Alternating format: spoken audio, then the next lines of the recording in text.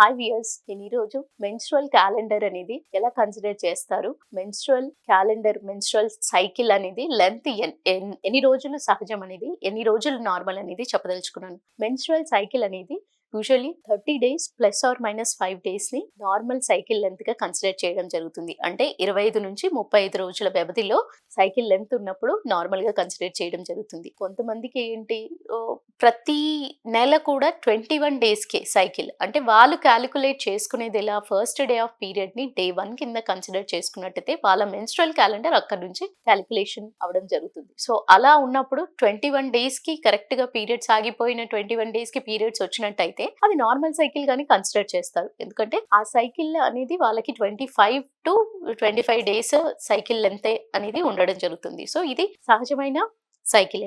కొంతమందికి ఏంటి, 20 రోజుల లోపే అంటే 19 రోజుల లోపే అండం అనేది, అంటే ఋతుక్రమం అనేది మొదలైనట్టయితే, ఎప్పుడైతే సైకిల్ అంటూ మొదలవుతుందో వాళ్ళకి ఈ కన్సిడర్ చేసుకుంటే వీళ్ళకి అండం అనేది విడుదల తొందరగా జరుగుతుంది. అంటే 9th day లోపే అండం అనేది విడుదల అయినప్పుడు అది అబ్నార్మల్ గా కన్సిడర్ చేయాలి. ఎందుకంటే ఒక అండం డెవలప్ అవ్వడానికి సరైన టైమ్ లెంత్ ఉన్నప్పుడే హెల్తీగా ఎంబ్రియో అంటూ ఉంటుంది. ఈ హెల్తీ ఎంబ్రియో అనేది ఫ్యూచర్ లో వాళ్ళ ప్రెగ్నెన్సీకి హెల్ప్ అవుతుంది. ఈ ఫ్యూచర్ ప్రెగ్నెన్సీని దృష్టిలో పెట్టుకొని ఎర్లీ అండోత్పత్తి జరగకూడదు, లేదా లేట్ గా అండోత్పత్తి జరిగినా కరెక్ట్ గా మంచి క్వాలిటీ అనేది ఉండదు. సో 35 days కంటే ఎక్కువ మెన్స్ట్రువల్ క్యాలెండర్ ఉన్న అది అబ్నార్మల్ సైకిల్ లెంత్ గానే కన్సిడర్ చేయడం జరుగుతుంది.